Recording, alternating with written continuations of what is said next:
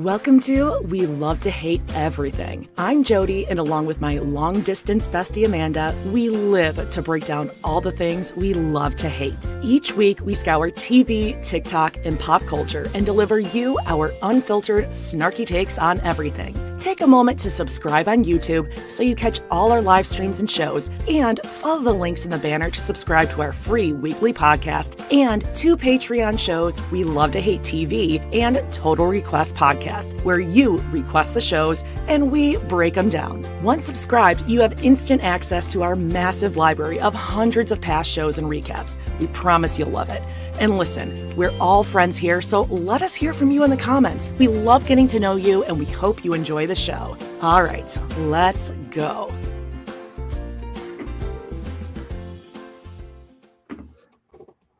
Hello, and welcome to We Love to Hate Everything Browntown, Friday, 10 a.m. Central Edition. How you doing, Amanda? I'm great, Jody. Brown. My turn. We're here. It's Friday. I couldn't be happier that it's Friday. And thanks for joining us, guys. We have a couple new people in the chat. Welcome. Yeah, I know. And I mean, just right away, Christine's father passed away. We just have to say that. It's top in the news this morning. You know how I found that out? Because McKelty did one of their lives. Oh, no. And she was talking about like how she went to a funeral recently. And she's like, it was just really bittersweet. And like, yeah, it was like a funeral. And I don't know. I was shocked when I found out it was her grandfather. Because she spoke about it like, I don't know. It was a little self-involved. Well, grandfather, story. But also like great uncle 5 times removed. Yeah. Like very distant and very close. Probably related to Kody. Really. Yeah. But anyway, we'll talk about that a little bit. But it was like a pretty banger week for the Browns. We got little things popping up. Yeah. The lone Mindy weighs in when no one asked her to. 10 years later. Yeah. I was like, okay. And what else? We're going to do the book, chapter 36. I have COVID. And then next week we get into David. Oh, yeah. We got video. Salty Birches. There's a new series, a Hoodie series. Hoodie series. Yeah, I don't know what happened with my voice there. But let's first get Go Away Jacob wants to know if I subscribe to the Padrons. No, but people send me the videos I need to see. But I did watch their entire episode about their Modern Family-esque episode about the Padron family at Buccee's.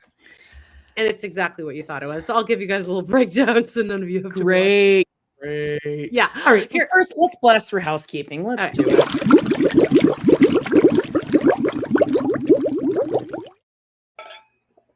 I promise I'm paying attention to you. I just remembered that there was something that I wanted to share with you that I'm going to have to upload here.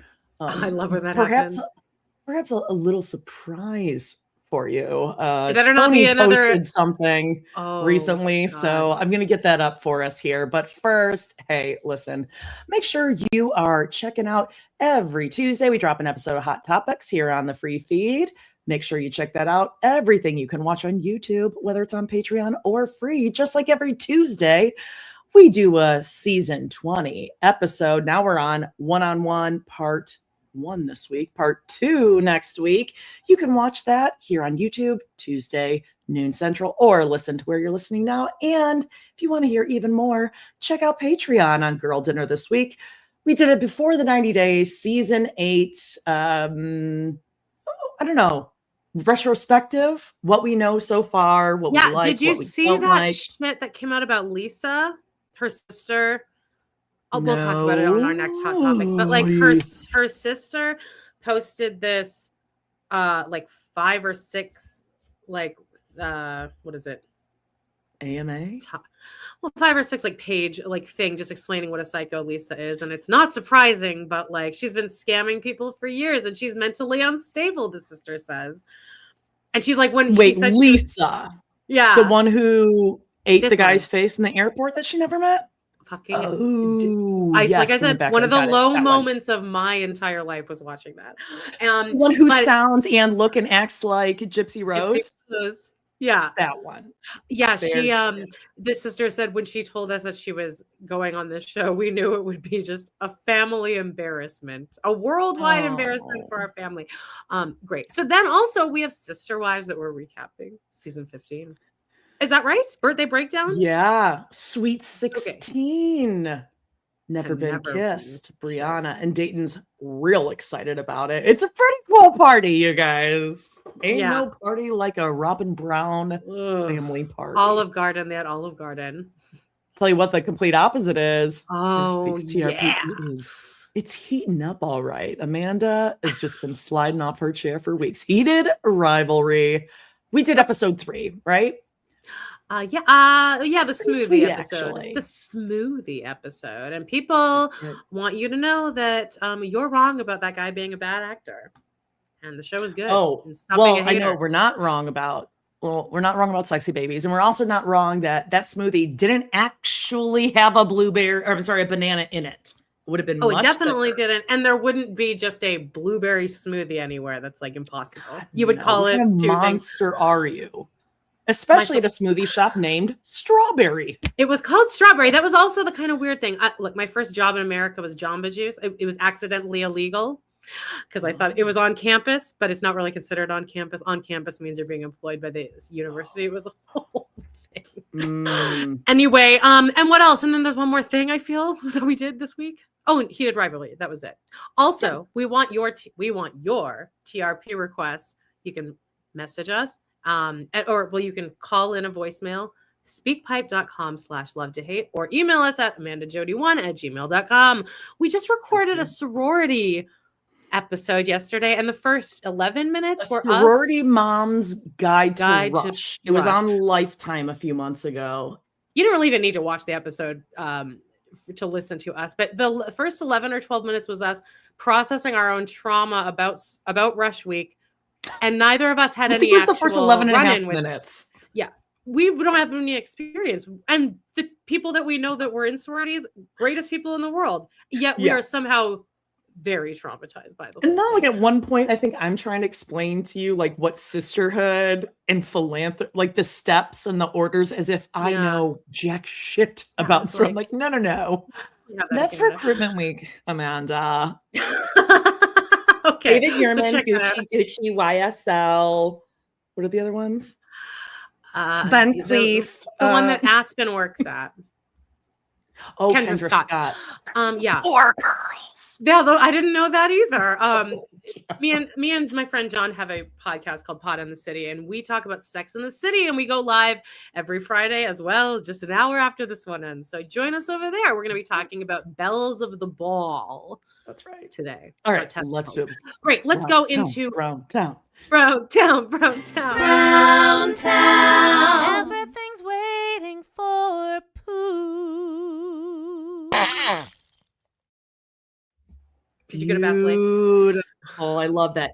Now, Amanda, can you kind of take it away from the top? I'm going to upload the latest and greatest. I'm ready. Well, the top poos of the week originally for me was this Mindy story, but then this loan thing happened with Kody and Robyn. Do you even know about this, really, Jody? You heard about this? A little bit, yeah. Originally, like the original post that people were kind of spreading this story was through Katie Joy, who, look, none of us subscribe to. She's the worst. She interviewed Matt. Moral Compass. Unironically, Matt Baya. Mm-hmm. Yeah, Moral Compass. Just awful. And most of her stuff is very like exaggerated or untrue. Like you don't really believe anything. Take it with a grain of salt. But there's a post that she put up about it, and then somebody responded and was like, look, she's always wrong. Hate this girl, but this is actually accurate information. And then a couple people were explaining to me what loans were and stuff, so you can kind of take that away. But let's get into this. Okay, here's the post. I think this is here we go. This is on Reddit, and she says, just watched a YouTube video on Without a Crystal Ball that laid out at the event at the end of December. Kody and Robyn took out a $750K home equity line on the McMansion. She posted a copy of the deed recording on video. The creator used to work in the mortgage industry and seems to know her stuff. It was a very interesting watch, blah, blah, blah. She gives specific details on the Coyote Pass selling as well as the first McMansion selling and what was paid out to Mary. Ooh, and by the way, guys, it gets into a lot of that stuff in episode 2 of the tell-all. It's I felt exhausted after watching it, but it's good. It's good information. I was just thinking that I need to watch that again to like really process who's saying what. I It was a lot. A little flow chart. I'm not even kidding. Like just to try to keep track of who's what. Should, if you want to do, you could go get a poster board. We'll have another chart. I will try. She said that she feels Kody and Robyn will inevitably have to file bankruptcy. God, that would be just so sweet. And for all intents and purposes, are bankrupt now. I mean, I've been saying that for years. They don't have any actual liquid money. And yeah, I take videos of like with a grain of salt, except the creator brought receipts well worth the watch. And then somebody else responded saying like, again, like this is all true. So I guess what happened is it's considered oh God, what's it called? A HELOC? It's a HELOC. Oh, is that what I said? Yeah. Exactly. Okay. It just stands for home equity line of credit. Ah, of course. Well, people are thinking that maybe that's because now they do have to pay out Mary, because you guys, our girl Mary apparently is fighting for the money from Robyn's mansion, which I think we were all irritated. Yeah, we were all irritated. Like, oh, why would they let that go? But she apparently has been fighting a lot for it. So people are thinking maybe they are finally reaching the settlement, because at the tell-all, it is ongoing. Right. Yeah. And Kody's also very careful in the upcoming tell-alls to use that word gift. Oh yeah, but like then I mean that's also, a very legal thing. I mean, it's, for sure. But then people have been saying like, well, even if you say a gift, there's a limit on the gift, so you're really not protecting yourself that. And there's like a one-time thing. Yeah. Well, that was just more. Right. You could do like a one-time for any amount. Yeah, like to a limit. Okay. Well, anyway, with the HELOC, like most people might do. Well, I shouldn't say most people. A lot of people do like a HELOC. They'll take out a line of credit. So basically, this is like Jody banking minus 101. Is that like, you know, you buy your house, you have equity in your house. So like, and I'm actually surprised that they did not put that much down on their house. So they're paying PMI probably out the ass too, because I don't think they put 20% down, did they? Well, anyway, I think they put wait, what? Continue. Sorry. Go. Whatever their loan is, if it was 2.1 and their loan that they took off or that they took was 1 point whatever, the difference is going to be whatever they put down. If you don't put 20% down, you have to have PMI, which is just an extra expense on top of your mortgage every month. Sure. Like, and their mortgage, it's like more than a couple $100s. Yeah. Yes. I feel like they look at money though the way I do too, when it's money like that, where I'm like, sure, just tack it on. I'll have to pay.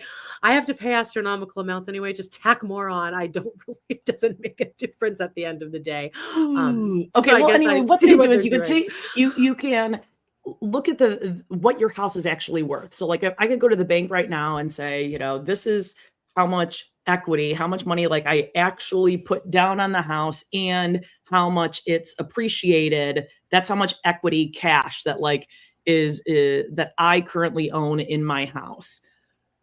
They took a $750,000 line of credit, which means like basically the bank is like, hey, we have $750,000 that you can spend. Yeah. Okay. This makes sense. And yeah, you can't. Thank you for like throwing up these comments. They're probably explaining it better than you're good. Yeah, they are. I mean, this was being explained to me over the week. It doesn't. Yeah, it's like and you don't have to because my bank offered me a huge line of credit, and I said no because I'm like, I'll just end up spending that. Oh, banks will love that. They love, and honestly, it can be very smart. Like if you do need to pay something off, like often your interest rate on a HELOC is going to be lower than like a loan or whatever it might be. A lot of people like do them for their kids or, you know, their adult kids who need something or whatever. I don't think that's why they're doing it. You don't have to spend it. It's there. Well, they're going to spend it, babe. Right. Now, what I'm familiar with that is like if someone is going to like, maybe you like don't have an insurance claim, you have to like get a new roof or you're like putting an addition on or finishing your basement. Like you're doing something with it to now further the equity in your house. Yeah. Yes.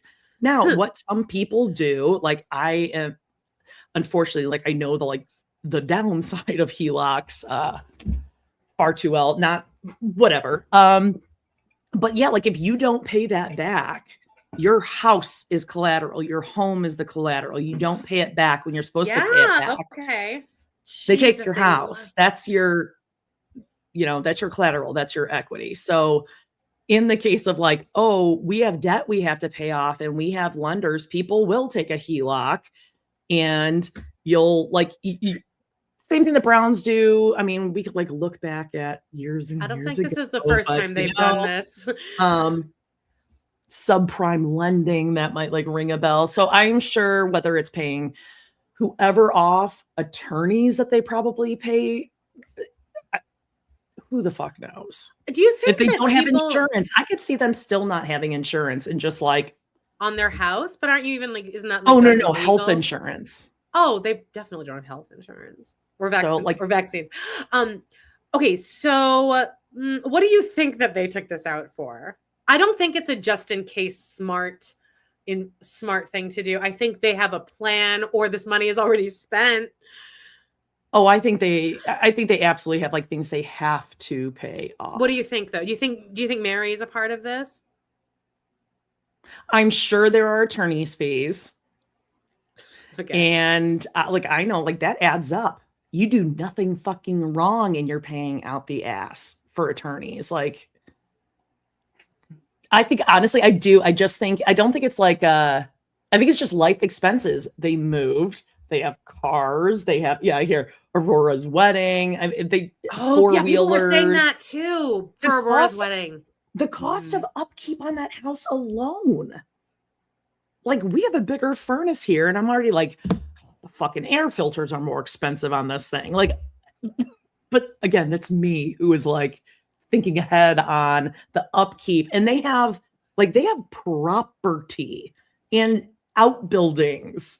Those things I can't even imagine what their home insurance is. Oh my God. Speaking of, this was, okay. Can I just throw another thing out here? Yeah. Those of you who live in Arizona, let me know like if this is bigger news or less of news than I think. Cause I was watching the news this morning and in Arizona, Amazon, is it Amazon? I think it's Amazon. So Amazon has just found a way to mine in Arizona. There's like a southern mine in Arizona, and they found a way, they've discovered a way that they can take different elements in these Arizona mines and make them more useful. So the one that they were looking at was a copper mine, but they are now able to look at these mines that like they think they're all mined out, like they're no good anymore. Everything's been mined out of it. But now they can take the things that are not useful and make it useful copper. So it's like copper slag they're turning into copper. They think they could do the same thing with like silica, maybe cinder. Like there's a whole Kody and Robyn are gonna technology boom thing that they've figured this thing out. So I will die laughing if they are now able to use this cinder mine, this mountain, and just mine the fuck out of it. Is that what fracking is? If Kody and Robyn like rented out their, isn't that what fracking is? You rent out your land. My grandpa did it, so. I'll get back to you on that one last week. I just sounded like I knew it. Actually, I saw it on TV. Yeah. Don't ask me. I mean, obviously, I know what fracking is, like inside and out. No, my grandpa drove me around his farm and he's like, this is all my fracking. And I was like, isn't fracking supposed to be bad? But I mean, that doesn't really go over well with a farmer in Alberta. No, I mean, we all know what's good and bad, just like we all know with all of those things happening on the other side of the world. Which side? Right, Amanda? I just keep my goddamn mouth. Did you want to weigh in on Palestine and no?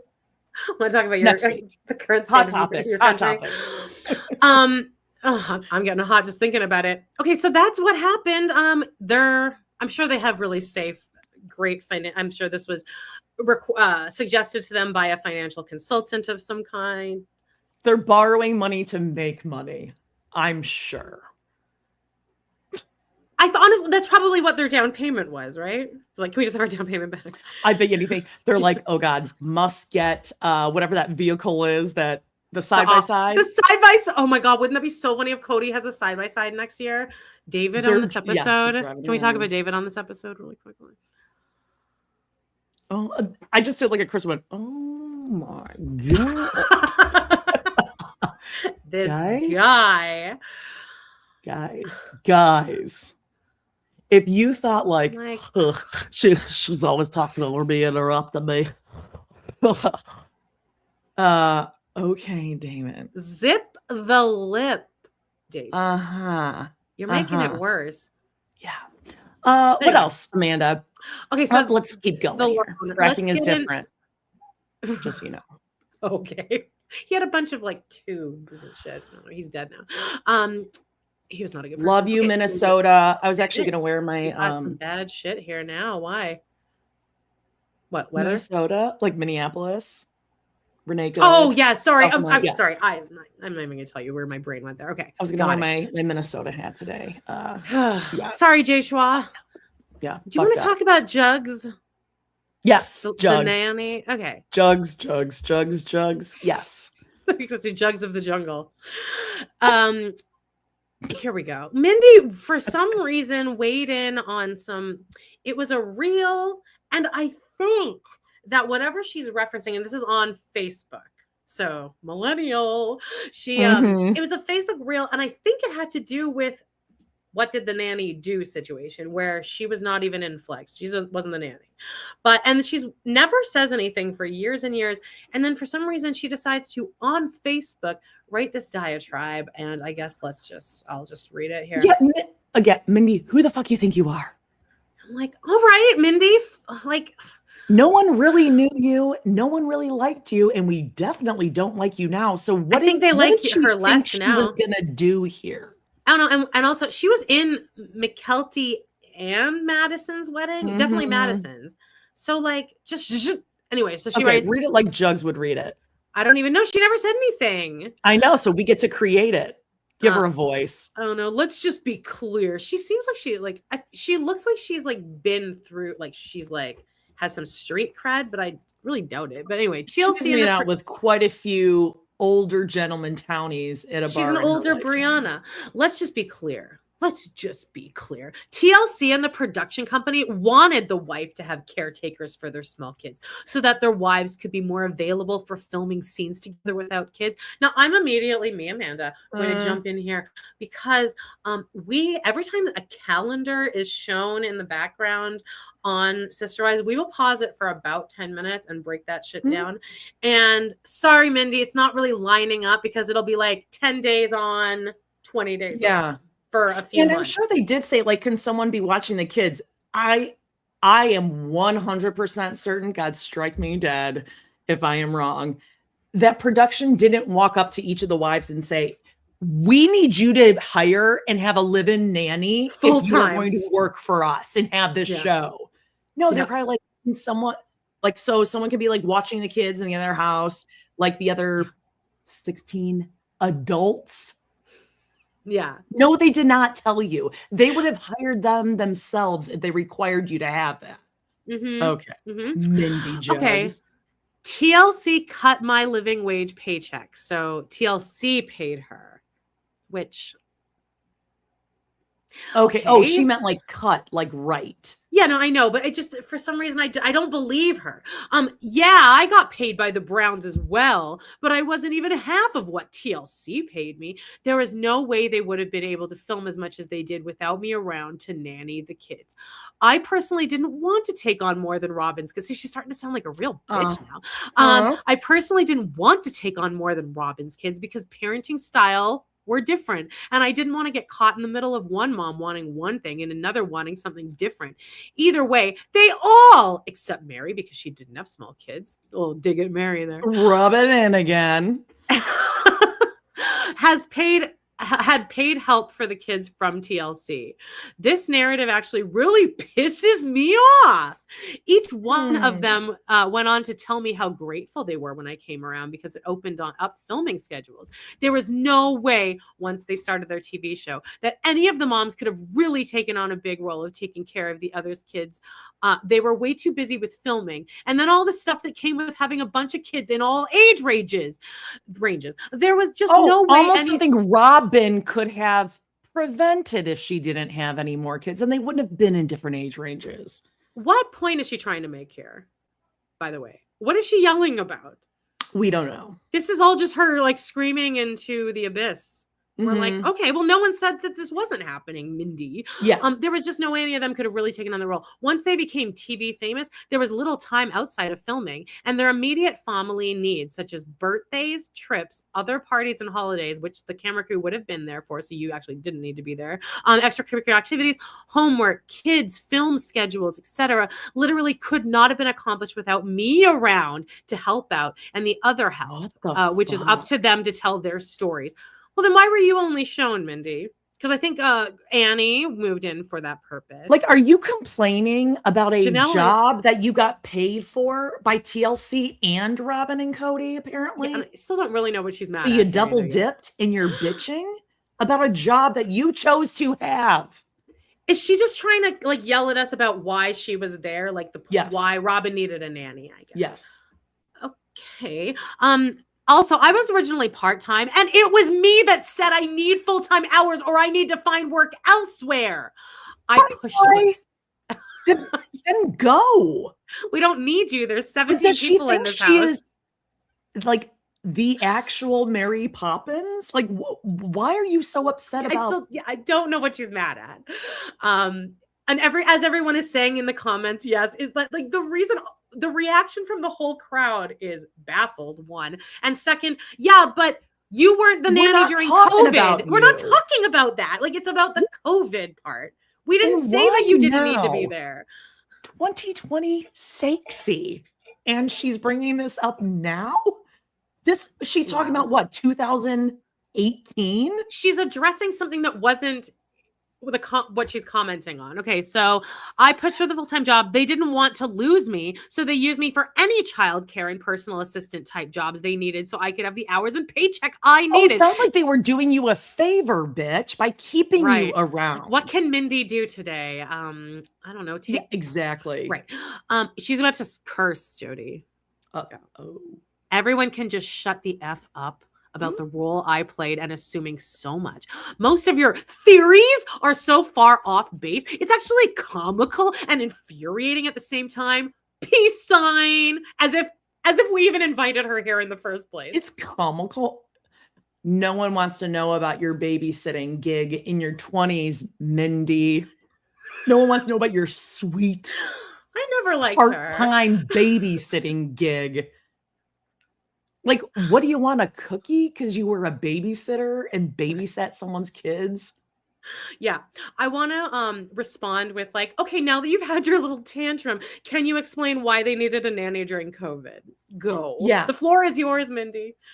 Or be like, oh, I didn't know we were opening up the chat for everyone just to bitch about jobs they had 10 years ago. Yeah, that you were probably being way overpaid for, it sounds like. Yeah. Do you want me to tell you about how shitty it was being a receptionist at Supercuts when I was 17? Because I yeah, working at Dairy Queen at 13. More than 2 paragraphs on that. Yeah.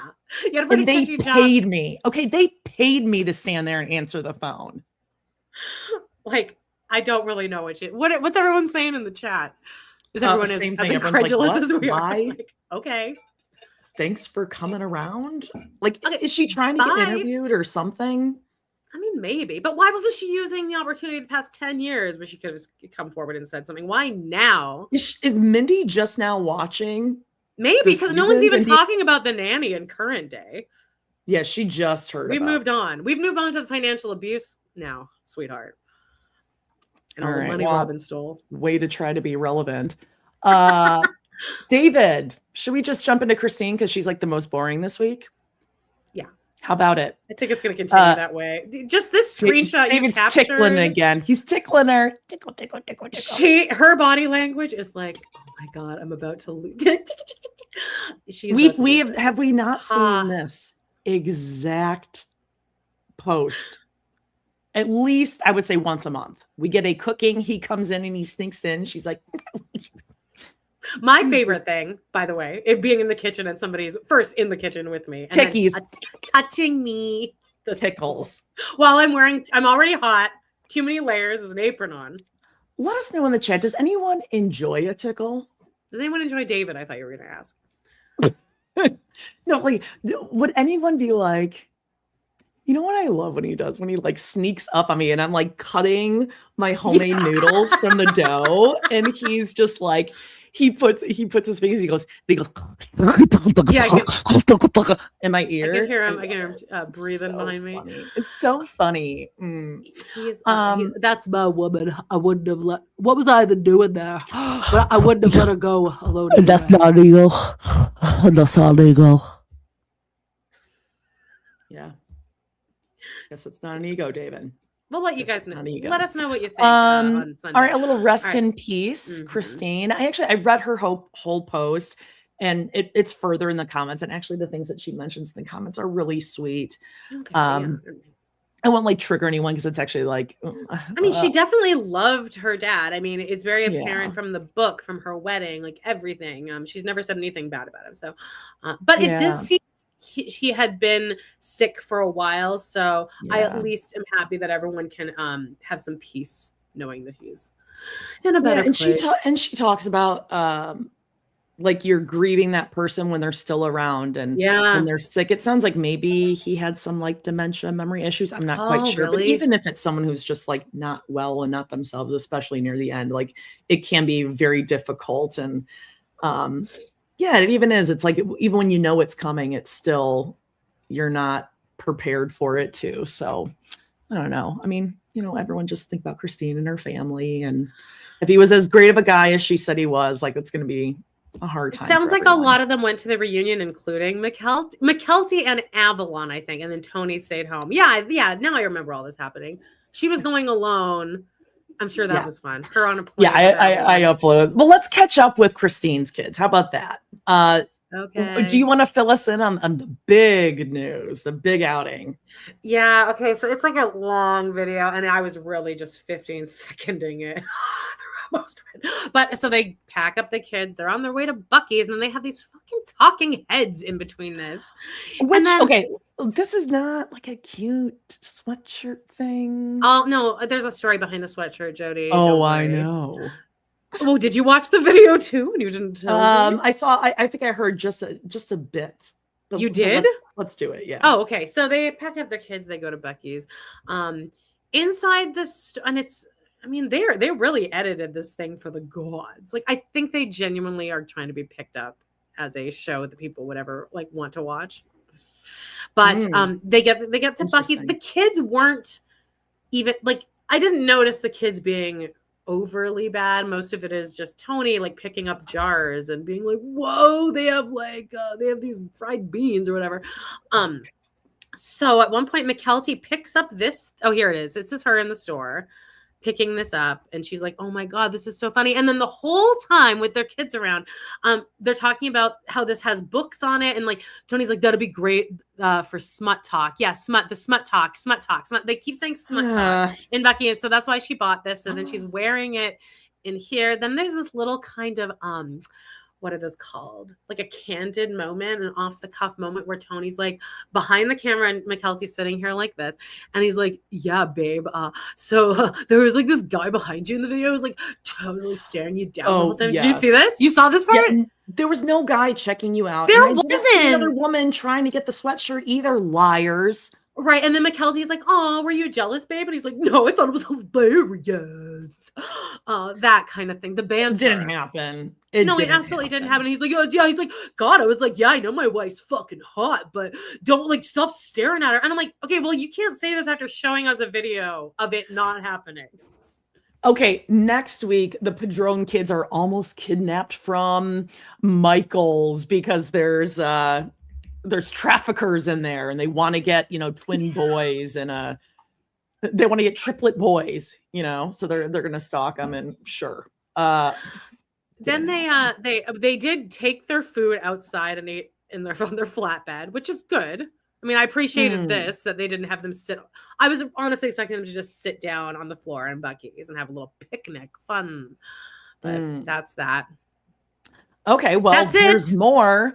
Yeah, there's more. So while the girls were away, so Avalon and McKelty, cute shot.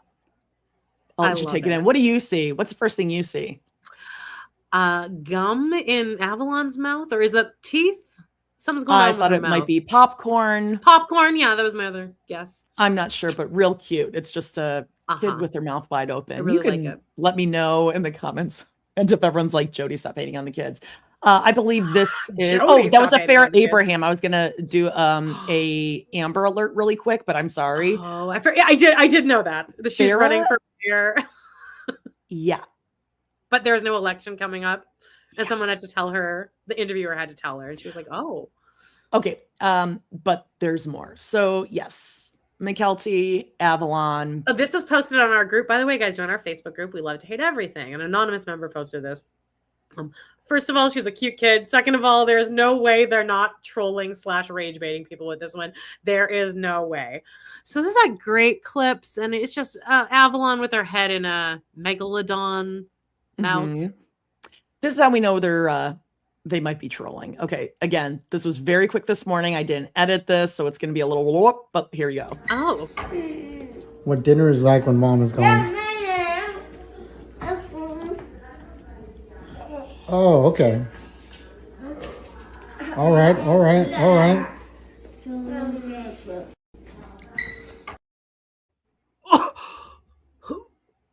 Cute. gross. You know what? It's okay. McKelty has got something, a message that she recorded and released fairly short after our video last week. After which video last week? I believe we kind of went in on McKelty with the kids last week. Oh, I mean, I don't even care. Oh, yeah, I did see this. By the way, that video just there, we didn't explain it in front of the audio listeners. Oh, I'm sorry. Go ahead. Yeah. Sitting on the kitchen counter, one of my favorite things for sure. Eating, and one of the kids is picking up Jammy eggs. pants with diapers, just smushing it, those wet diaper texture, just all over the counter. One of them picked up a handful of scrambled eggs and then just spit them back out onto the plate. And I loved every minute of it. It's so fun when mom's away, you know. Watching that scene in The Miracle Worker. Okay, so next, McKelty's addressing all the people that think she's a bad mom. Right. And again, this was last week before everything you just saw. So I hate when I get judged for how I raise my kids. I got some serious hate comments recently. I actually got hate like DMs, massive amounts of them, a lot. And it's because I gave my kids iPads. So here's the story. We were in a drive on the way to my sister's house. I had my Kindle. I had my phone. I was scrolling. Tony had his podcast. He was listening. We were entertained. I gave my kids iPads so that they could be entertained as well. They could enjoy the drive. It's 4 hours. They're fine. But I got a lot of comments, even though I feel like as adults, that's exactly what we do. We get on our phones while we're driving. You know, I'm a straight up passenger princess. And I don't like that we get judged so hard as a mom for trying to entertain my kids. I hate when I get... See, it was never really the iPad for me, though. I didn't even know exactly. that. Dawn said the same thing. Yeah, it's not the iPads. Again, you can make one excuse, but when it's part of many other examples of why your kids are not being set up for success, correct, that's more what it is. Correct. And are you trying to tell me that McKelty is not an iPad mom, that her kids aren't iPad kids other than in the car? Only on the drive. She bought them, unwrapped them in the time. car. Amanda, you see, she must have unwrapped the 3 iPads just for that moment, right? It's fine. Listen, I have no give your kids whatever the fuck you want. They're your kids. You do whatever you want, but don't throw. Let's see, where is it? What dinner is like when mom is gone. Eating with their hands, picking up. Oh, okay. And just dumping all right, scrambled eggs all right. over the countertop, all over themselves. Naked Kimbo. It's a lot. What do the comments of that say? Cute. I mean, I don't. I saw it and I was just like, woo. But wait, there's more. No more Tony and McKelty in 2026, but they keep putting out all this rage bait. Sorry, there's something more? That's fine. Oh, yes, there's more. McKelty also debuted her voice. You said she actually has a great voice. Yeah, she could have a good voice. Okay, well, she's singing a Frozen song that I've never heard before. So I'm guessing it's from Frozen 2. I haven't seen Frozen on Ice. Yeah. Tony is working his haircut here. He's considering getting a mullet. He says this is a mullet. Well, I can't see it because he's got the hat on, which I guess is I'm fine. fine with that. Yeah. Get ready. And I saw Amanda, I'm going to leave that one for you. Why don't you explain what's going on here? But okay, I really do. I love that there's only four comments on it too. Yeah, exactly. There's a funny 5 days ago, 197 likes. 100. I mean, for their engagement, that's actually pretty low. It's actually more than Salty Birches. That's what I was gonna. You took a screenshot of Salty Birches engagement, and I knew exactly just looking around the picture. I'm like, I see why she took this. Tony's on like some kind of weight machine with his legs spread. It's you smush your legs together and then open them. I would love that stretch. That looks amazing. God, yeah, I know. Ooh, yeah. Well, I mean, this is rage bait too. Or it's not. It's even more annoying if it's not. If it's just like, people will be so impressed with me working out. Yeah. The stretch that hurts the most is usually the one that you need the most. Showing up for the hard parts of recovery. Hashtag necessary pain. Fitness journey. Active dad. Pain for progress. Rondo. Oh my God. Cool, huh? Little surprise for you. Buckle up. I want to tell you the 3 things that helped me when it came to finding a partner. This led to me getting the absolute queen that is my wife, Tony Kelty. wants you to have a When I partner. first met her, we were monetized. playing Ultimate Frisbee. And when a friend of ours, mutual friend, had brought... Okay, I'll stop it thank just in you. case. God. It's a minute and a half. It is a full 1 We're gonna minute have to and share. 29 We're second gonna have video. to share those 30 seconds with Tony now. Well, no, oh God, everyone's going to be disappointed in the chat. Wait, Tony was going to give us the secret of finding the one. I'll tell you. I'll tell you what his number 1, confidence. I was just myself being around because I was just like, oh, I'm being confident. Number 2, outgoing. You just be yourself. You're just outgoing, be yourself, be genuine. And number 3, laugh. You have to laugh. You have to make them that laugh. tracks. I was gonna say this all sounds like what he did was he showed up and he made polygamous jokes the entire time at her, negged her, made fun of her. Yeah, she said he walked around, he introduced her to everyone, and then he was just so funny. He kept cracking jokes at her expense the whole time. At her expense. Yeah. I hate him. So there you go, guys.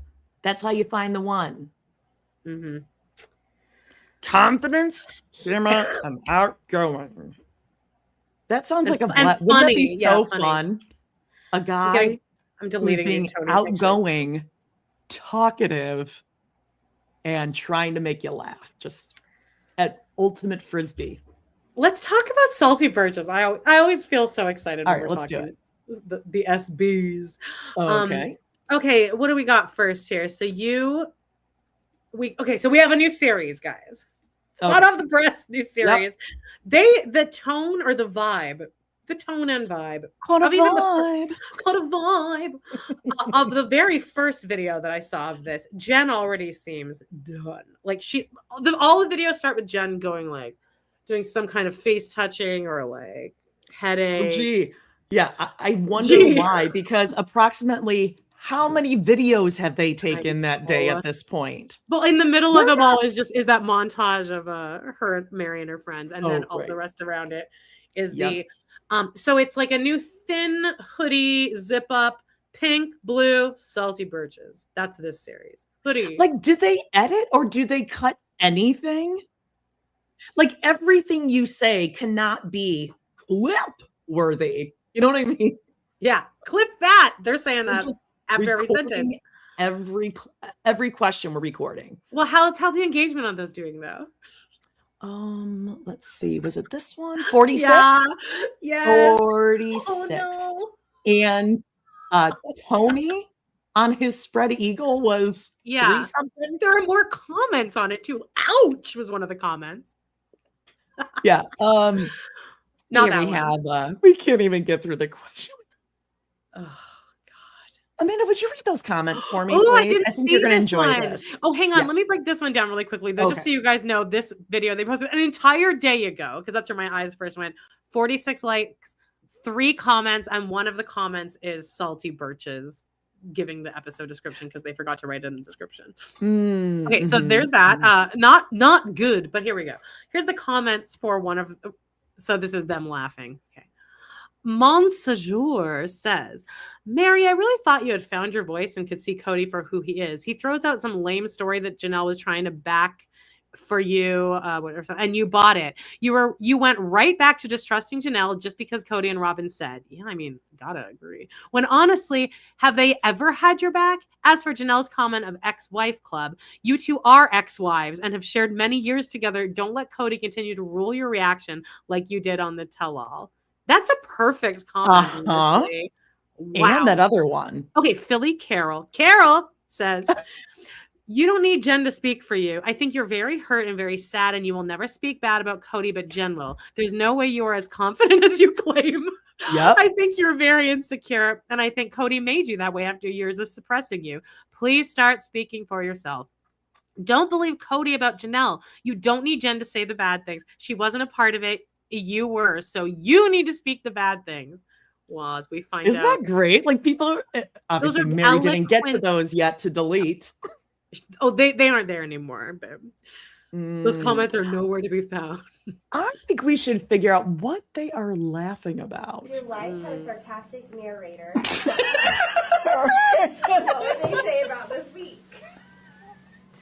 Her life does. She is my sarcastic narrator. I'm all of our sarcastic. What would you say about this week? The end is nigh. Winter is coming. Winter is coming. Oh my gosh. You know, there'd probably be a lot of F-bombs. This has been a It's only Thursday. Oh, it's Thursday. Oh, thank God. I silently narrate everything. And not so silently. That's true. It's usually very vocal. It's always... I think it's very vocal. Just whisper it loudly. Are they going to address the train? No. They don't address the train. That's the funniest thing that happened in the video. The train went We through. cut nothing. We cut nothing. The laugh Mary was doing seemed drunk and or loopy laugh. Like those are the laughs we get at like 8:30 p.m. after a long day.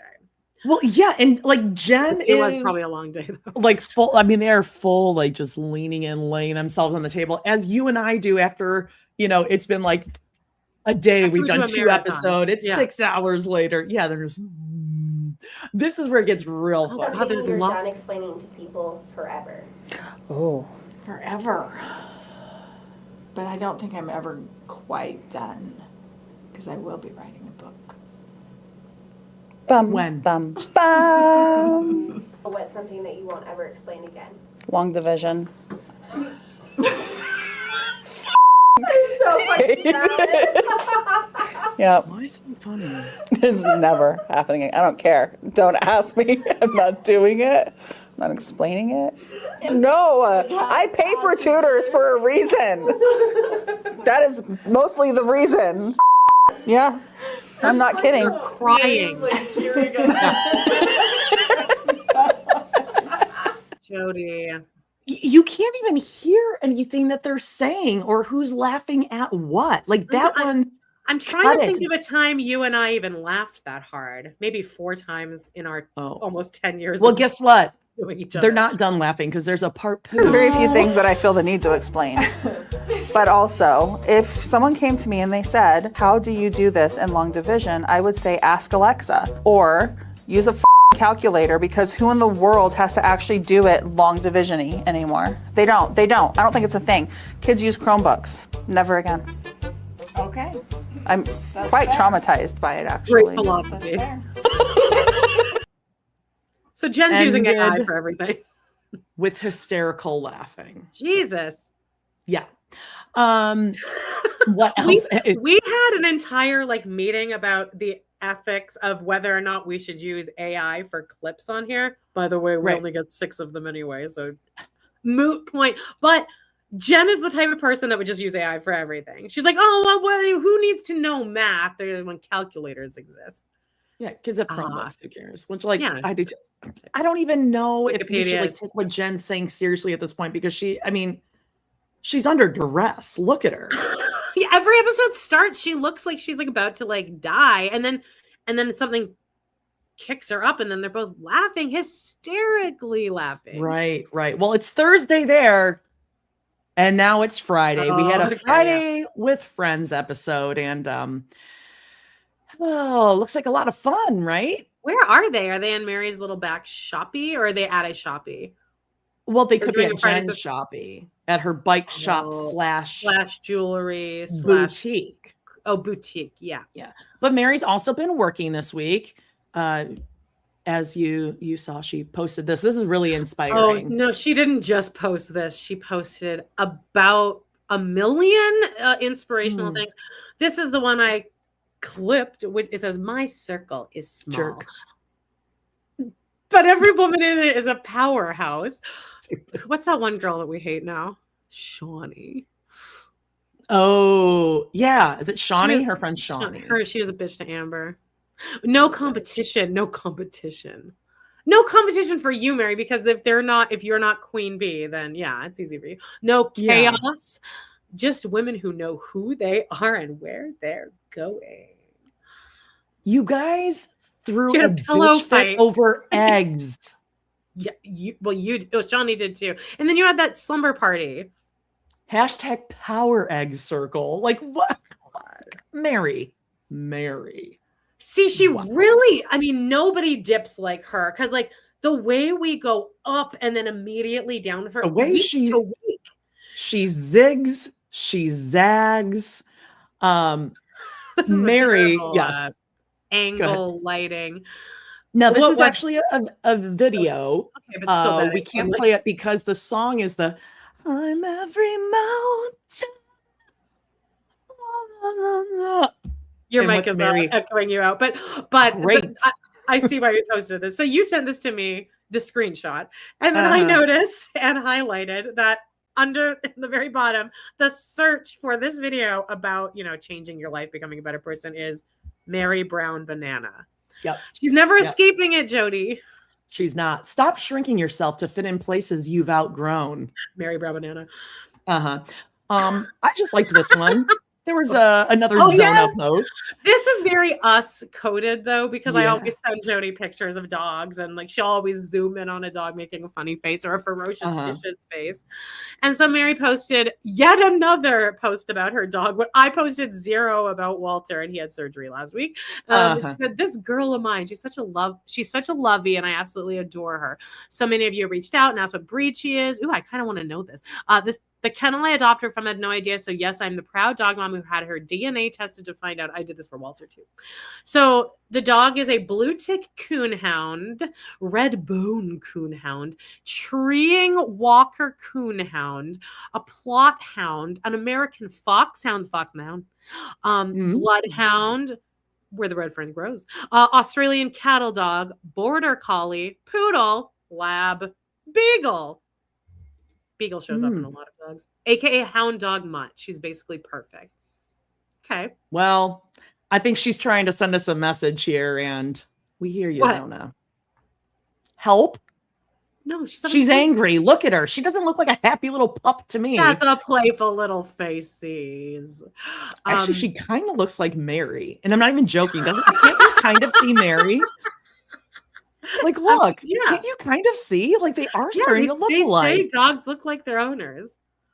Yeah. Sure. He does. All right. Do we have any more Mary? No. We do. Yes, we do. Is there a video?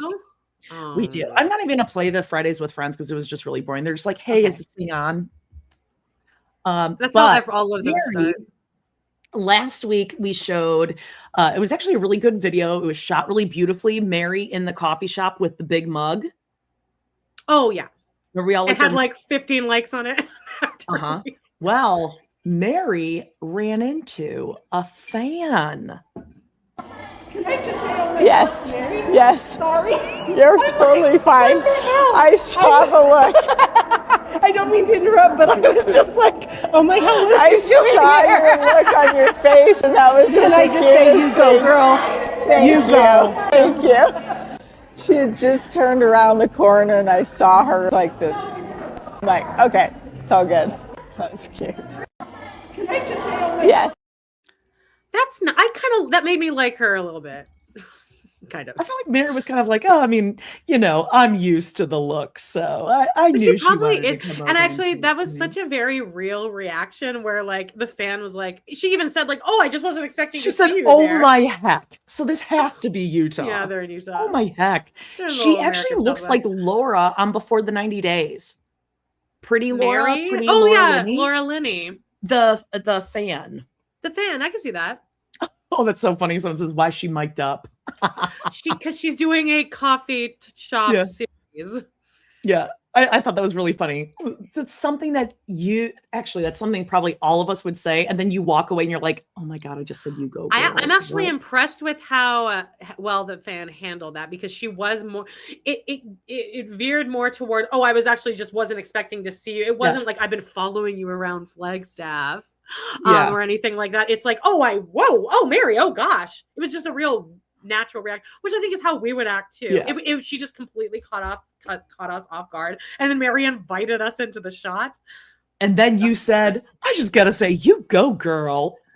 I'm honestly, it's better than what I would have accomplished in that. Okay, oh no, I'm not dissing. I'm saying like I would have said something like that and then immediately run it over my head 4 million times until I can, properly punish myself. What else? Anything else with Mare? No, let's talk about Janelle. Okay. Her new house is pretty much up. I love it. It's super quaint. See, Kody and Robyn, this is what you should be buying as two, almost empty nesters. Yes. I mean, not really almost, but like, this is great. It's not too big. She could afford this. If she lost the sister wives job, she's fine. Yep. Like she could still afford this. This is how we should be doing this. Yeah. So great. And I wish we'd seen when this went up, because there's, as usual, ton of engagement, long comments, likes on like just everywhere. Love it. So good for Janelle, because she's not trying too hard. Janelle's really on the MLM thing. I give it a couple months till it kind of, we just never see. She's going really hard, and all of them are the same thing where it's like the same picture and then slide. It's just different captions over the same picture. She's trying to make it work. But look at the engagement on this one. This is 2,366 hearts, and then like reshares, sending to people. The beauty of starting over is realizing you were never starting from scratch. It's actually pretty good. I used to be terrified of starting over. It felt like failure, like I was erasing everything I'd built before. But here's what I've learned: every season leaves something with you. I believe Janelle when she says that, though, because she's actually like showing us that she's learning that. Right. And then Janelle posted this weird fucking video. Like, was it an accident? Thank you. That's what I'm wondering. So, because I said to you last night, I'm like, I accidentally. Are you ever looking at TikTok and you're just trying to like go to like your notifications or something, and every time I do that, it'll be like sent to actual truth, and it'll be something like one time I sent you one about leaving your husband, and I was like, I didn't mean to send that to you, but I think that I almost think that that's what happened. But she wrote like a thing. She put too freaking funny, and it's this guy. He does this little bit, nice screenshot where it's like, with shit in my ass. It's about a bidet. It's about using a bidet. Yeah, about like, if you don't use a bidet, you're walking around all day with shit in your asshole. And he's saying words like this, which is so, too true. Janelle, you dirty bird. Too freaking funny. And all I could think about, was like when your parents say that they went and saw a movie and like, there's like a really grotesque sex scene in it. And you're like, oh God, all I'm doing is picturing my mom watching the sex scene. I was picturing Janelle listening to this and laughing. And I'm like, Janelle, your sense of humor, gross. Ooh. But she is different than how she portrays herself on TV, because like, it just does seem like she got into, she handled Kody behind the scenes a lot. They had a lot, and even in this tell-all part 2, her and Kody were talking like every day, and it seems like Robyn is mostly mad. She dug her heels in because she is very upset that Kody and Janelle are still talking. That the backdoor deal, she's mostly mad because like backdoor deal. Backdoor deal. I'm not gonna dine it. I know. I mean, I just because she got caught doing a backdoor deal with Kody. I don't know. Are you serious? Are you serious? Are you serious? Yeah. For those of you who are drinkers, have yourself a little, or don't have a little glass. Are you serious? Stuck in a spiral there. You want me to? You seriously? You serious? You seriously? Yeah, that's why I was like, okay, cool it, Dodie. God, seriously? Serious? You serious? All right. What else we got? That's it. And then Robyn's Instagram. No, can we check in with Robyn? I did this. Yeah, always. I'm always happy Let's check in with Robyn's Instagram post from 357 weeks ago. Also known as almost 6 years ago, March 11th, 2019. Still liked by Janelle Brown, by the way. Let's just go on right down the list, starting with the most despicable person on reality television. She makes me sick every time I hear her speak. Go ahead. We see you. Weird shit. And then another one with, is that a cat and a fish? Yeah, because it seems like they're going to talk about that on the Tell-All Part 3. You stole Mary's money for your new house. Watching season 16, Robyn, your crying is fake. No tears, girl. You broke up the family, but it was also Kody. Kody and you should just left a long time ago. Along spelled incorrectly. That was actually great. You are. Okay, Shannon writes, girl, you are so transparent. This was your plan all along. You heard TV show, cameras, and money and ran with it. We all see it, and we know you do too.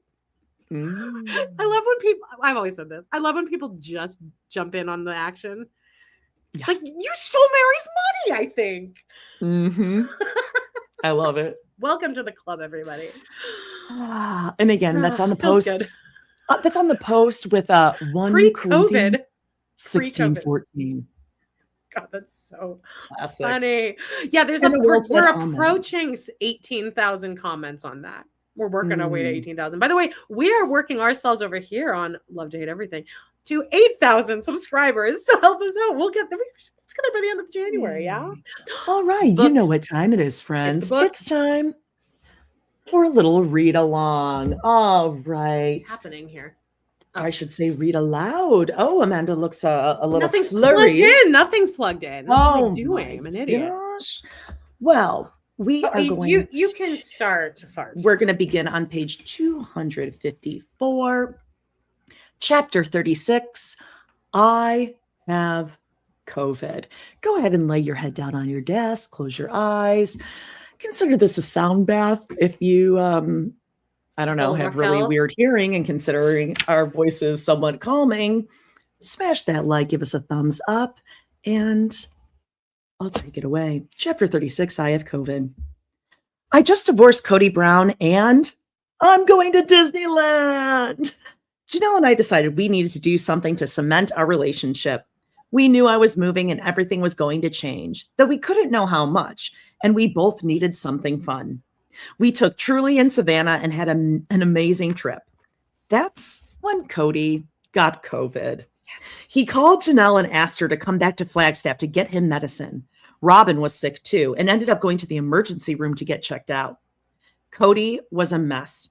It hit him emotionally and he was severely depressed. The systemic inflammation caused by COVID can affect the way your brain works. So some people dealt with depression and even hallucinations during the pandemic. Everyone in the house was sick except for Aurora, so I imagine she was doing all the cooking, setting meals by their doors.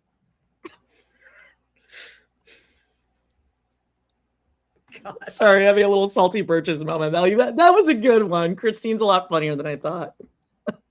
Aurora, Zoe said cook. Amanda's doing a Salty Birches podcast over there with nothing plugged in. You're holding just like a cordless phone. You're like, hey, welcome to the show. All right. Right. So Aurora knows how to cook. She slept in a different part of the house so she wouldn't get it too. I'm in California, Kody told Janelle. Can you come home? Kody asked. When Janelle got COVID, I was shocked by how self-involved Kody was. He was worried because she messed up his schedule. He didn't do a thing for her. He was just mad she got COVID because it proved her family wasn't following his rules. Garrison got it from a coworker who didn't tell anyone he was sick. And then everyone at Janelle's house got sick. But Kody hoped Janelle would drive back from California so she could, what, go to the drugstore for him? He could Instacart like anybody else. I mean, that's very true, though. When I had that cough due cold, I had Instacart from Shoppers. It was there in 10 minutes. No, it's crazy. It's like that's what Janelle would have had to do, is drop it off at the door anyway. You're not even going to see Janelle. It's just the control, and he wants sympathy. Well, what about Aurora? Well, if she leaves, she might get COVID. I think that's honestly what their excuse was. Well, if she leaves, she could catch it. Sure. Even though they all have COVID. Sure. I feel so bad for him, Janelle said. Did I mention she's the nice one? No, you're not going, I said. Girl, what would you do? Are you going to administer the medicine to him? No. Will you do anything more than drop it off at his door? No. I'm not coming back, Janelle told Kody. You need to call someone else to help you. He called Janelle's son Gabe and asked if he could get him some things because he had COVID. Gabe said, of course, but he was hurt that Kody didn't say happy birthday. Kody did call back later in the day to apologize for forgetting. That's just so awful. Later that week, he called Gwendolyn. Happy birthday, he said. Yeah, he was on top of that. Hi, Dad, she said. I have COVID, he said. I have COVID-19 coronavirus. Yeah. I'm glad everyone recovered and COVID sucks, but Janelle and I had a wonderful time. Without the pressure of having the same husband, our relationship changed. Yeah. We still had the shared history and we'd raised our children together, but the forced part was gone, as was the wondering part. Why does a relationship work when ours doesn't? Janelle and I went to Disney just after I moved to Utah, and I had no idea leaving would be so simple. It was great to live my life for myself and my kids and to focus on them. Every step felt good. We moved almost a year after I told Kody I didn't want him in my room anymore. I think because everything was so methodical and logical, and because I had been heartbroken for so many years, I had already processed the sad by the time we left. I moved on to being happy, more excited with every step. I hadn't seen our new place in person. McKelty found it and FaceTimed me for a tour. I loved it. We went right upstairs. I let Truly pick her bedroom, and as soon as we put the mattresses down, it felt like home. I wanted a split level with the bedrooms on the same floor, and I didn't want a yard. I knew we'd be going back and forth to Flagstaff too often for that kind of maintenance. It was in a great area, but close to the freeway, which we'd be using often. I bought new dishes while we were in Flagstaff, but I left them in the boxes, so I had a fun coral plates with white flowers on them to unpack. Cheerful. We surrounded ourselves with happy things. I didn't know what to do about family photos. Truly wanted them, so I made sure she had easy access, but I needed to feel like we had a fresh start. Putting up photos of everyone would have felt disingenuous. Let's just settle into it, I told Truly. I just want to stop right here for a second. That is so killing. That part where you're like, no, this is my space, my thing. I don't have to compromise. I like this. It really is, especially at that point in a divorce where you are moved out. When you can finally do that and have your own space, my God, the difference. Anyone who's going through a separation or divorce, when you have to be living together, that has got to be one of the most hellish experiences close to hell on earth that can possibly be when you are stuck with that person. I love this. Just happy coral daisy plates. I love that. Aspen lived in Salt Lake, and after I told McKelty I was moving to Utah, they moved to Lehigh so I could live close to both my girls. We got to be with each other all the time, and it was everything I had hoped for. When I moved to Utah, I stopped everything for the kids, particularly since I didn't have a full-time dad or even a part-time dad for the last few years. I had to be the best mom ever, just until we got straightened out. As I worked on that, Truly and I drove back and forth to Flagstaff constantly. I had to deal with the house, and we were still filming in Arizona. We got doubles of everything and then kept a suitcase packed all the time. We'd take a laundry bag when we got home. We'd wash everything and then repack the suitcase. We drove most of the time because it was less stressful than flying. Every time we came back to Salt Lake, we immediately restarted our everyday routine. We needed a bit of that adjustment because every single time we drove to Flagstaff, it was terrible because I had to go back and live in the past. I couldn't move on. Every other week, I had to drive to Flagstaff and relive the hardest days of my life. And the set was 3 doors down from Kody and Robyn's house. God. Awful. I couldn't simply leave the show. Our viewers had come this far on our journey. It didn't make sense not to show them what happy could look like. Also, I'll never make that kind of money again. Yeah. We got you, Christine. Yeah, we get it. But it meant my life was tumultuous. There's no way I could have dated that first year. Every time I came to town, it needed to be about my kids, about providing normalcy for Truly. But also, nobody needs to date someone so deeply engaged with the past. The first couple of times we went back to Flagstaff, we stayed in our house because the sale hadn't closed yet. After that, we stayed in the same room of the same hotel every time because routine was everything. I think that's great for Truly. Just maybe if she's neurodiverse on the spectrum, like that's excellent. She's a good mom. I'm actually thinking how good it is that Christine had Truly. It's like having an animal. Like when I was in major alcoholism, having my pets sometimes was the thing that just got me out of bed. So like, I think that's good that Christine had something that she had to keep on schedule and she had to like maintain a sense of normalcy. Otherwise, like, I think she could have just kind of gone off the deep end. Not the deep end in a bad way, but like gone a little more chaotic. It's good that she had to force herself to stay in a rhythm. For sure. I just hope she didn't do what McKelty is kind of alluding to, and that you become codependent with your kid and your kid becomes your wingman. And like, that's not fair either to be like. But McKelty, I think, kind of contributed to that because she was always there. She made them all, she made the family get together to say goodbye. Yeah.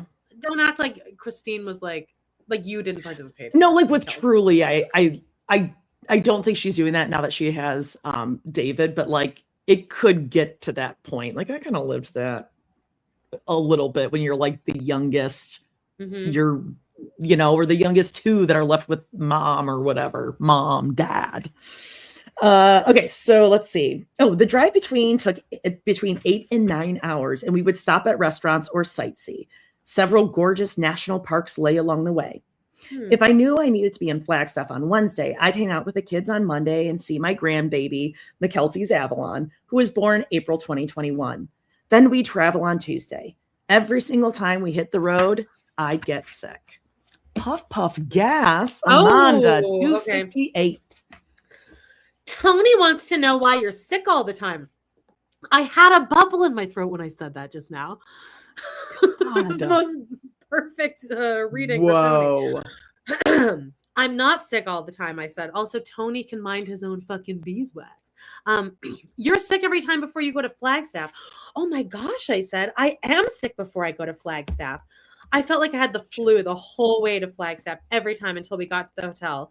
Then I'd think, oh, you're a baby. You need to get over this. And then I'd be fine. But every single time we went to Flagstaff, I was a wreck, and it manifested as physical distress. I always knew even the simplest things could cause drama.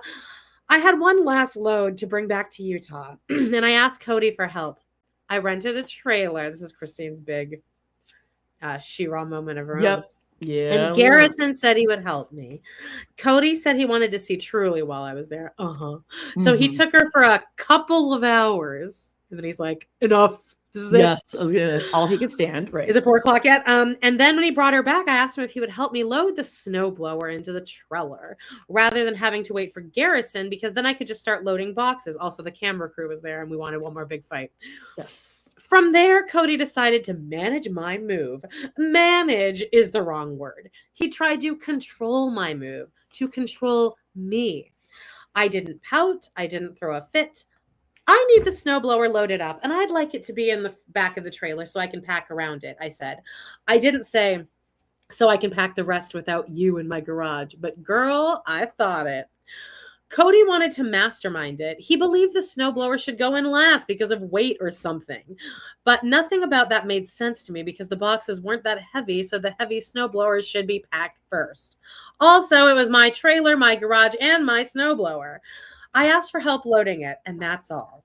I kept saying, you're going to help me load all of it then? Because I didn't think he wanted to be there any more than I wanted him there. I figured he'd say, you know what? We should put the snowblower in first. Then I could say, gosh, I think that's a swell idea. Didn't work. I told him I could fix the boxes in my car, but not the snowblower. I wouldn't. I know you wouldn't, I said. Thank you. I'm going to be in charge of this. He moved things around and shouted, and then he started making fun of me like, oh, look who's big and strong now. Right, I asked, for your help to prove how big and strong I am. Also, Truly was there. Could you not do this in front of your daughter? Ultimately, he dragged the snowblower into the U-Haul. Okay, he said, I would start packing boxes.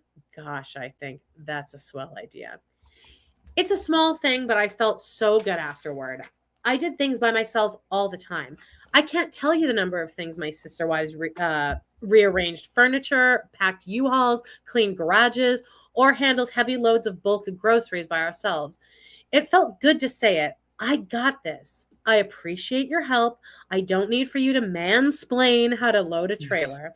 I was proud of myself for staying calm and stating what I needed. After I decided to leave Kody, I sometimes felt like I was on the sidelines of a game or watching a movie in a theater. I cared about the people I was watching, but the dramas that had felt so important before suddenly felt less so, except in the case of broken-hearted kids. Sorry, I thought she was going to say Kody at the end of that. That's why I sounded cunty. Truly grounded herself in the knowledge that she would see Gwendolyn, Janelle, and Janelle's kids. At first, she included her dad in that mix, but it only worked out that he could see her 5 times during that year, including an extra trip she made on her own for Christmas. He knew when we'd be in town. They sent everybody's filming schedule out to the whole group. Truly has always had a strong voice, but that was rough. She struggled because she had only seen him a few times and she had never spent the night at Robyn's house. Oh, God, here we go. Wow. She finally stayed over one night when McKelty stayed too, and that was fine. On the next visit, Kody and Robyn put her in a room she could only get into from outside. What? That didn't seem safe or like something you do to a little girl you love. Yeah. Right. Yeah. You can only get to it from outside. So if she needs to like get up and go to the bathroom, she's going to have to go outside it's like the Lehigh house again with Mary. That's disgusting. I don't remember that part of this. Wow. So then they put her in Solomon's room, but it didn't feel homey. This is one of the more shady parts of the sentences in the book right here. Solomon hadn't moved into his new room at Robyn's house yet. Just so the way she can just throw that in, but we all understand the depth of that. Because Solomon hadn't moved in yet. Sleeps with Robyn. 10, 11, maybe older. 12. Yeah. If he hasn't moved into his room, they've lived there for a few years. Where is he? What would the other option be? Guys, let us know in the chat. Not just Solomon in there. Where's Solomon sleep? A few others in there.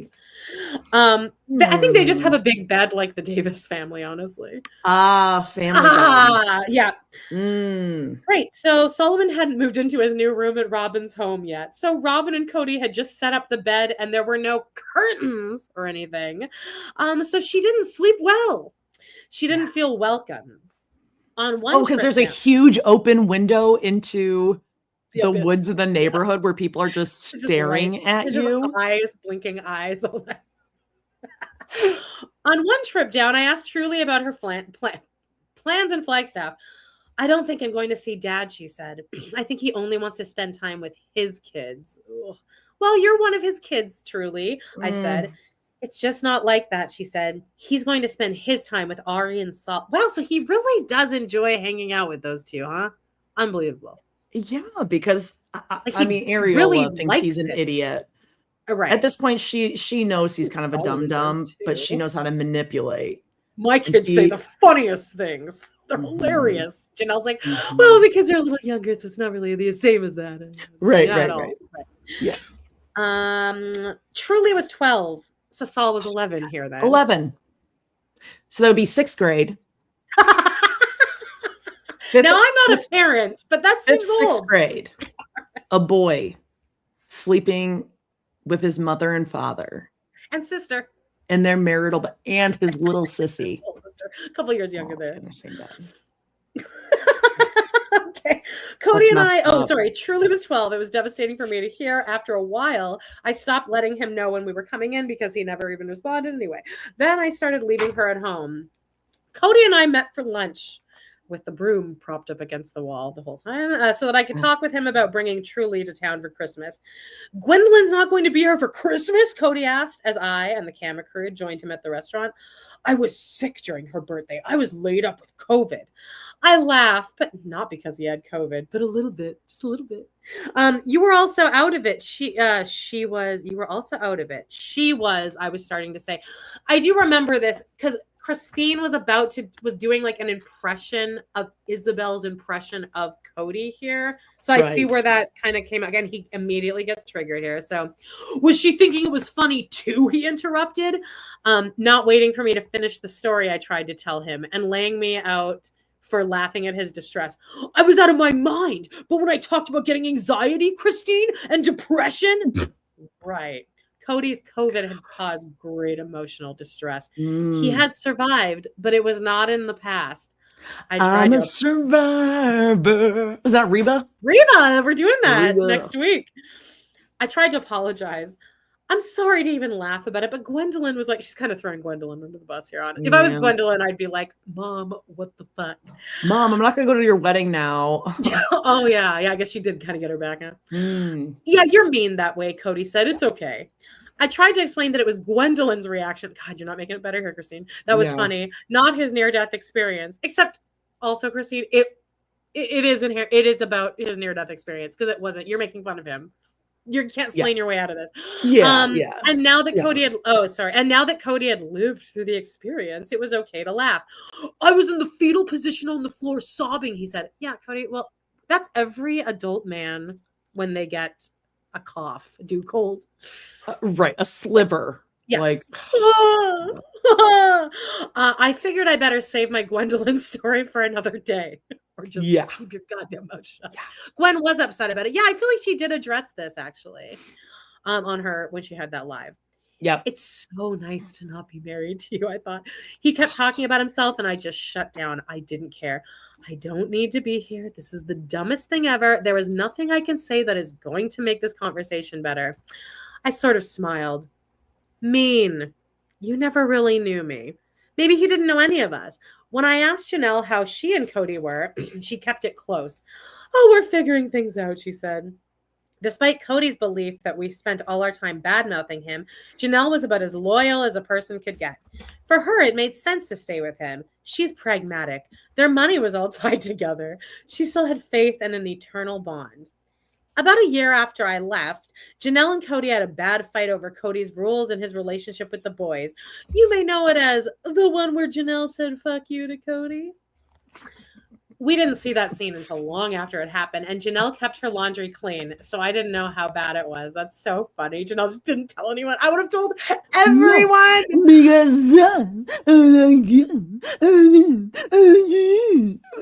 then Janelle goes, shut it down. I mean, like, can you... That, like, honest to God, like, that might be the ultimate ick.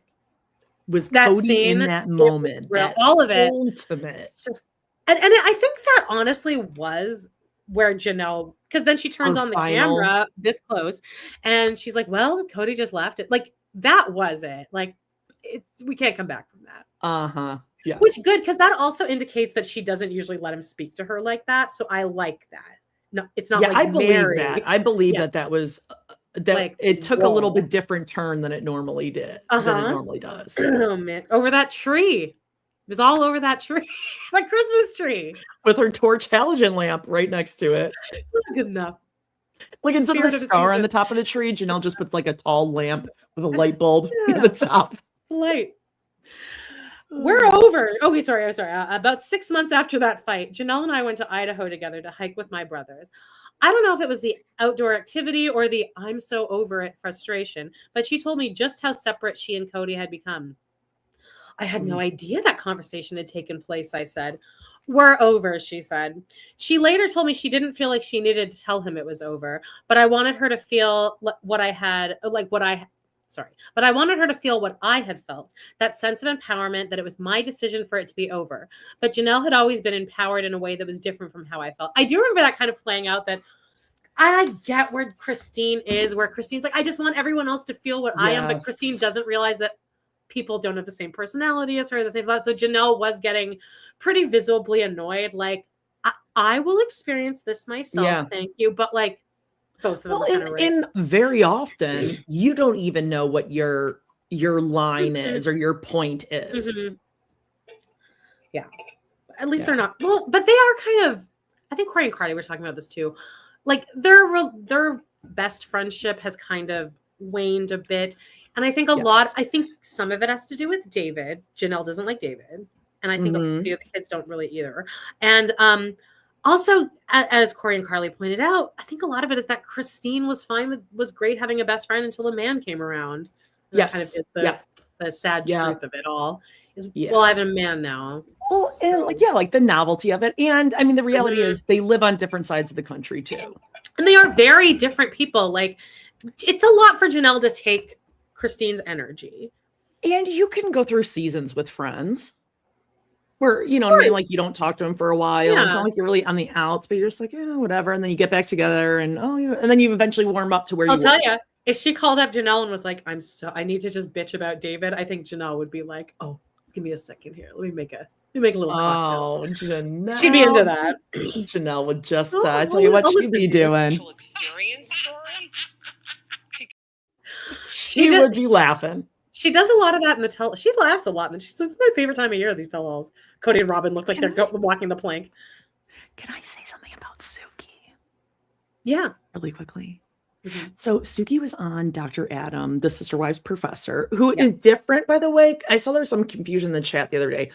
Dr. Adam, the Sister Wives professor, is different than Pop Psych, right? Or is his name is David, I think, right? I think so. Yes. Okay. Yes. So different. But anyway, so he had Suki on. Go listen to it. We love Sister Wives professor, Dr. Adam. And I don't think she kind of came across as like, I don't know, like too cool for school or something. But maybe I'm just reading into it. I don't know. I mean, I thought Adam did a really good job. Oh, I thought he did great. Yeah. I like felt for him. Like I wanted her to be like more warm and fuzzy, but maybe it's because like we like Dr. Adam. You know what I mean? Like we want. Yeah, I think maybe we're protective. I kind of guffawed out loud when it was over and I like looked at my phone and it was like 30 minutes exactly. I was like, oh, she had a heart out. She had 30 minutes for you. Yeah. It was a good interview though. And I like that Adam asked her questions about herself and stuff. Like she seemed to appreciate that. This is how you do a good interview, Heather McDonald. If you have one of the like Sister Wives on. Okay, sorry to keep you back from the book. Yeah, I apologize for interrupting you. Go ahead. We're in breaking perfect time. I needed to be done by 10:30 for the last page. After I saw the episode with the fight, I better understood just how much she had said with those two words that we're over. It's been good to see her happy since then. I can't wait for her to tell her story. Us neither. I learned so much from that first year away from the family. The biggest change came from spending more time with the kids. The first Thanksgiving away from Kody, it was just the beginning. Because of the lessons I learned from Maddie and McKelty, I've relaxed. When the grandkids come over, we've added Maddie's Josephine and Amelia and McKelty's Ace and Archer. The breakables are gone. Oh, yeah. And I just enjoy the babies. My kids, they do exactly what they want to do in their own homes without a committee. As a family, we started to reclaim things I loved. We had stopped doing Shabbat when Robyn came into the family, probably appropriately. Because you're not Jewish. You're not Jewish, and there's no one in your family who is Jewish. The way Kody just adopts little whims. Really He's such a nerd. And we no longer spent weekends as a group. My kids were sad to see it go, and I thought it would come back in Vegas, but nothing ever came back in Vegas. When I moved out, I ditched the Jewish holidays, not because I didn't enjoy them, but because they didn't hold any personal or religious significance for me. Yes, because we're not Jewish. You don't have to explain. It was too much. And I donated a bunch of stuff to a secondhand shop. And I started to celebrate Easter. Woohoo! Easter, everyone's favorite time of year. Rebirth, new life, spring, and chocolate bunnies. Who doesn't love chocolate bunnies? She kind of got away from it. Yeah, she brought it back. She brought it back. To what? She talked about the chocolate bunnies earlier. She did in this chapter. Yeah. How sexy Annie, sexy grandma Annie. We got Annie. And her German mother. They would make chocolate bunnies and Easter icons and stuff. Don't remember any of that. All right. Well, next we have the arrival of David.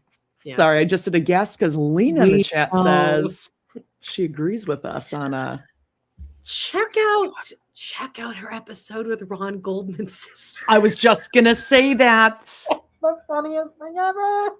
She's really pressed that Good Hang One podcast, by the way. She's mentioned it several times in the past week.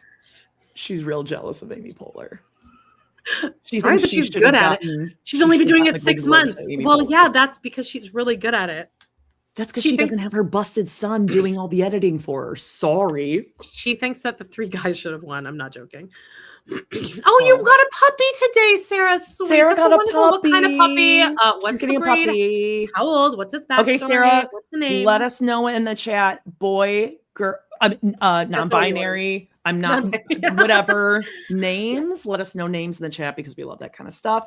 And remember to check out Patreon. Remember to subscribe, share, leave us a 5-star review on Spotify or Apple or wherever you listen. Even if you just, click 5 thumbs ups or stars or whatever, that would be amazing. Keza said I've enjoyed my first live here. Welcome to anyone new in the lives. Check out our Patreon. You can also join the video Patreon kind of here on YouTube. And by the way, we never talked about this, but we have the second weird Patreon. It's $4 a month, and it's all of our backlog episodes of Total Request Pod. It was during Yellow Lab 8. Labs are great. Winnie, love it. Oh my God, post pictures. Yeah, check out patreon.com/trpod. That's all of our COVID episodes. When we first started TRP, we have Fat Camp on there. Original CS, just a lot of old stuff that we haven't moved over to the new Patreon. Yes. You join me and John in an hour and a half on Pod in the City Live. We're talking about Bells of the Ball, and that's where where Carrie is at the cabin with Aiden, and then she invites Big to come up so that they can all hang out because her ex, who she cheated on Aiden with, is still in her life, so they need to work it out. She's really cool. She's a cool girl. She's definitely a pick me. We love you guys. You're all wonderful. Walter, what do you think? Stinky. He's so cute. He's getting up. We love you guys. Welcome to the new see you next week. Yeah. Have a great weekend. You're all adults. Bye-bye.